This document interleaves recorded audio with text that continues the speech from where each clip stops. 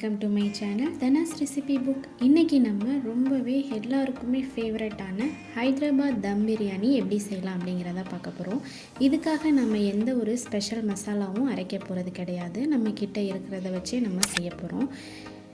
வீடியோக்குள்ளே போகிறதுக்கு முன்னாடி நம்ம சேனலை இப்போ தான் நீங்கள் ஃபர்ஸ்ட் டைம் பார்க்க போகிறீங்க அப்படின்னா சேனலை லைக் பண்ணுங்கள், ஷேர் பண்ணுங்கள், சப்ஸ்கிரைப் பண்ணுங்கள். மறக்காமல் பக்கத்தில் இருக்க பெல் ஐக்கானை கிளிக் பண்ணிவிட்டு ஆளுங்கிற ஆப்ஷனை எனேபிள் பண்ணிக்கோங்க. வாங்க வீடியோக்குள்ளே போகலாம்.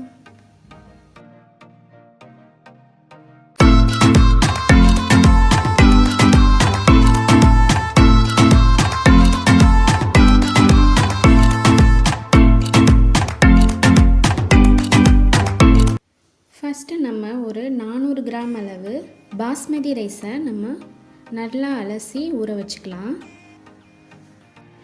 இது ஒரு 20 நிமிஷம் கிட்ட நல்லா ஊறணும்.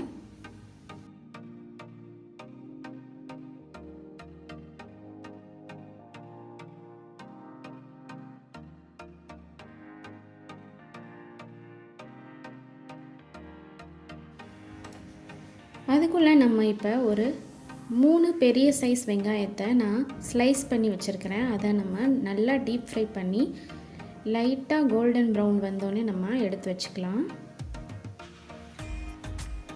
பேட்சாக நம்ம வெங்காயத்தை போட்டு நல்லா பொரித்து எடுத்து ஒரு டிஷ்யூ பேப்பரில் வச்சிடலாம். ஸோ எல்லா வெங்காயத்தையும் நம்ம இதே மாதிரி பொரித்து எடுத்துடலாம்.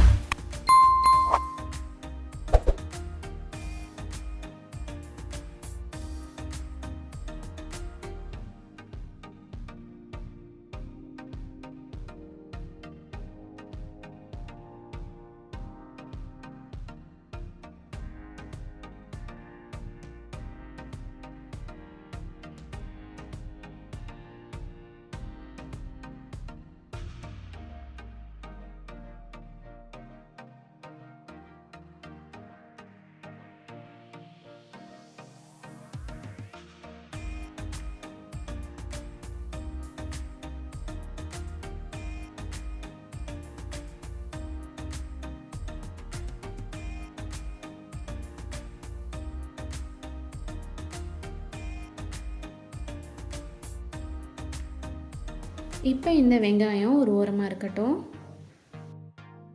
நான் இங்கே பிரியாணிக்காக 1 கிலோ சிக்கன் எடுத்துருக்கிறேன். இப்போ இதில் நான் 2 டேபிள் ஸ்பூன் அளவு கரம் மசாலா பவுடர் சேர்த்துக்கிறேன்.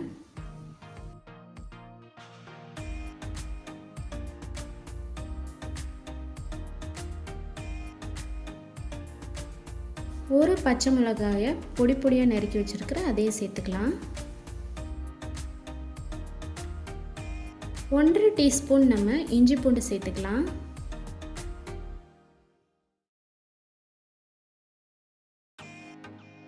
பொடியாக நறுக்கி வச்சுருக்கிற கொத்தமல்லி தழையை சேர்த்துக்கலாம்.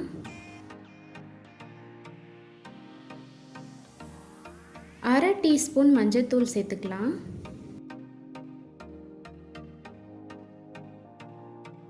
1 டீஸ்பூன் நம்ம மிளகாய்த்தூள் சேர்த்துக்கலாம்.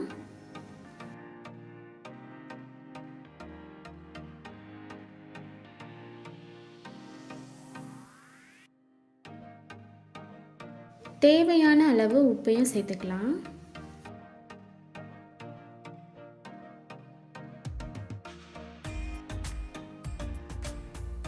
இப்போ ஒரு 4 டேபிள் ஸ்பூன் அளவு நம்ம தயிர் சேர்த்துக்கலாம்.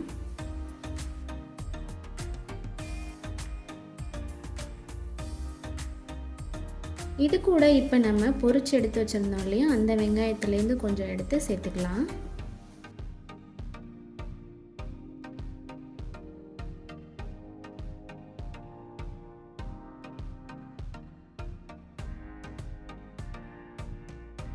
கொஞ்சமாக புதினா இலையை சேர்த்துட்டு நம்ம நல்லா எல்லா மசாலாவும் சிக்கனில் ஸ்ப்ரெட் ஆகிற மாதிரி நல்லா பிசைஞ்சிக்கலாம்.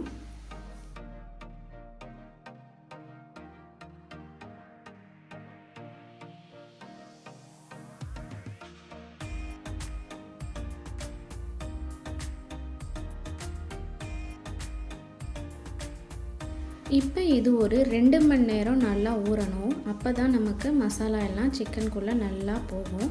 ஸோ அதை மூடி போட்டு ஒரு 2 மணி நேரம் அப்படியே விட்டுடலாம். பாஸ்மதி அரிசி நல்லா ஊறிடுச்சு. அதை நம்ம நல்லா வாஷ் பண்ணி எடுத்து வச்சுக்கலாம். அடுத்து ஒரு பாத்திரத்தில் 1 டேபிள் ஸ்பூன் அளவு எண்ணெய் சேர்த்துட்டு அதில் நம்ம ஸ்பைசஸ் எல்லாம் சேர்த்துக்கலாம். பிரியாணி இலை, அன்னாச்சி பூ, 2 கிராம்பு, 2 ஏலக்காய், ஒரு சின்ன பட்டை துண்டு சேர்த்து நம்ம வதக்கிட்டு இப்போ அதில் தேவையான அளவு பிரியாணி அரிசி வேகிறதுக்கு தேவையான அளவு தண்ணி ஊற்றிக்கலாம்.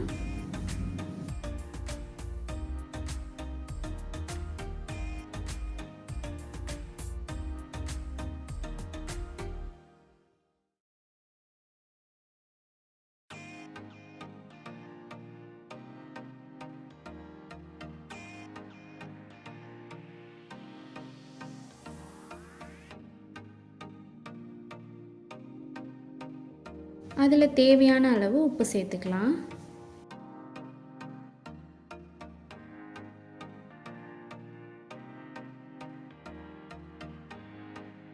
தண்ணி நல்லா கொதிக்க ஆரம்பித்ததும் நம்ம அலசி வச்சிருக்கிற பாஸ்மதி அரிசியை இதில் சேர்த்துக்கலாம்.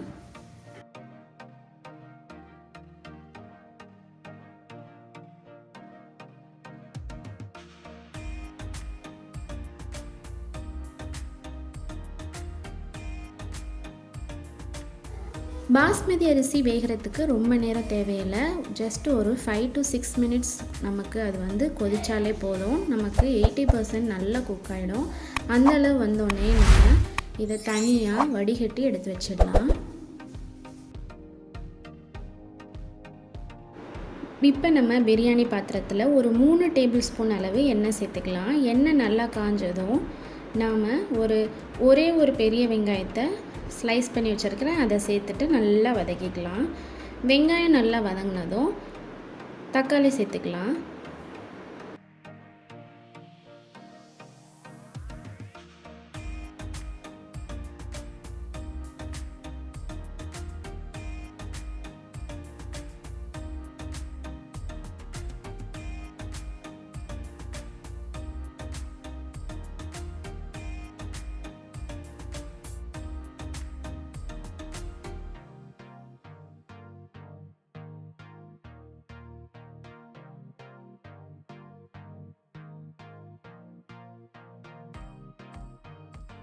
வெங்காயம் நல்லா வதங்கிடுச்சு. இப்போ பாருங்கள், தக்காளி ஒரே ஒரு தக்காளியை ஸ்லைஸ் பண்ணி வச்சுருக்கிறேன், அதை சேர்த்துக்கலாம். சேர்த்துட்டு நல்லா வதக்கிக்கலாம். தக்காளி நல்லா வதங்கட்டும்.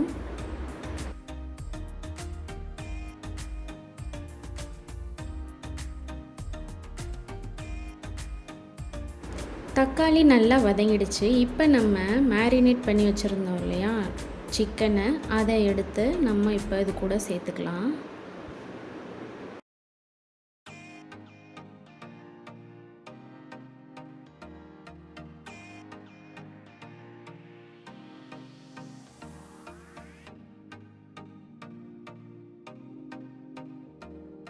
சேர்த்துட்டு நம்ம நல்லா மிக்ஸ் பண்ணிவிட்டு இதை ஒரு 15 நிமிஷம் நம்ம மீடியம் ஃப்ளேம்லேயே வச்சு நல்லா குக் பண்ணிக்கலாம்.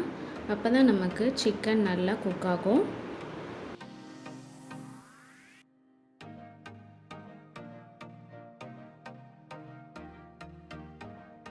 இப்போ நம்ம மூடி போட்டு 15 நிமிஷம் மீடியம் ஃப்ளேமில் அப்படியே விட்டுடலாம்.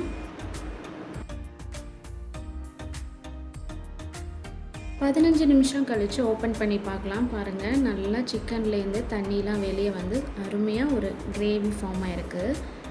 இந்த கிரேவிலேருந்து நம்ம கொஞ்சமாக ஒரு கிண்ணத்தில் எடுத்துக்கலாம்.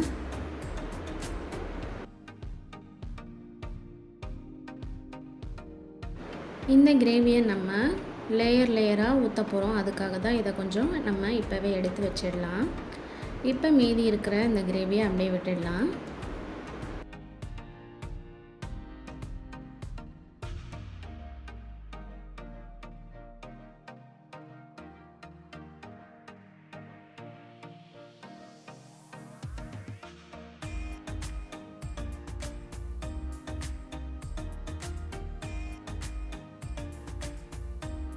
இப்போ நம்ம அடுப்பை நல்லா சிம்மில் வச்சுட்டு நம்ம வேக வச்சுருக்கிற பாஸ்மதி அரிசியில் பாதி பாஸ்மதி அரிசியை இந்த மாதிரி ஒரு லேயராக இந்த சிக்கன் மேலே நம்ம ஸ்ப்ரெட் பண்ணிக்கலாம்.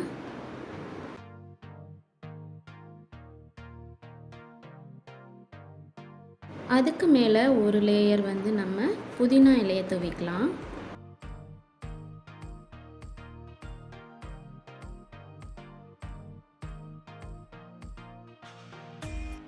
அதுக்கு மேலே நம்ம பொரிச்சு வச்சுருக்கிற வெங்காயத்தை ஒரு லேயர் சேர்த்துக்கலாம்.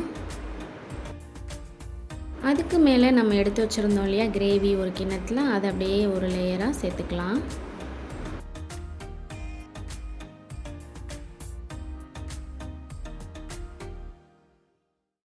இது மேலே இப்போ 1 டேபிள் ஸ்பூன் அளவு நம்ம நெய் சேர்த்துக்கலாம்.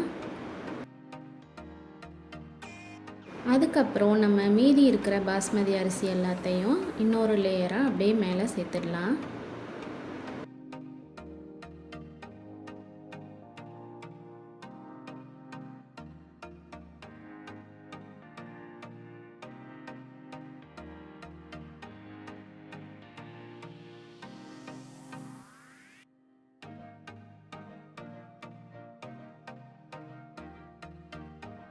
இப்போ மறுபடியும் நம்ம புதினா இலைகளை ஒரு லேயர் சேர்த்துட்டு அதே மாதிரி மீதி இருக்கிற எல்லா பொரிச்ச வெங்காயத்தையும் நம்ம சேர்த்துடலாம்.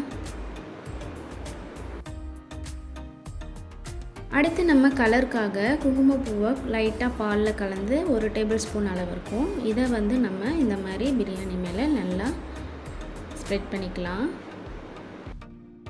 அடுத்து நம்ம இந்த நல்லா மூடிட்டு அந்த மூடியில் ஒரு ஹோல் இருக்குது, அதனால் அதையும் ஃபுல்லாக கவர் பண்ணிவிட்டு ஒரு 15 மினிட்ஸ் அப்படியே மீடியம் ஃப்ளேம்லேயே நம்ம தம் விட்டுடலாம்.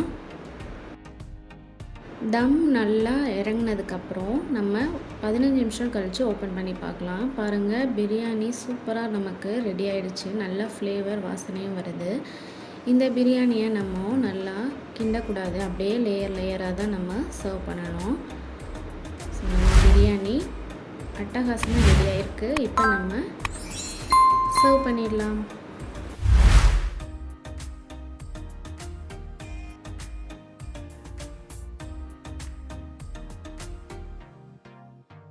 அவ்வளோதாங்க, நம்மளோட டேஸ்டியான ஹைதராபாத் தம் பிரியாணி ரெடி ஆகிடுச்சு.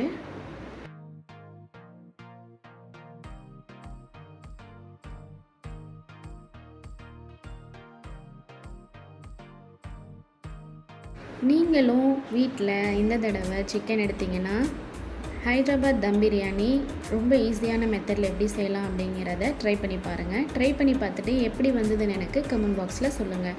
மீண்டும் உங்களை இன்னொரு சூப்பரான ரெசிபியோடு சந்திக்கிறேன். அது வரைக்கும் பை பாய்.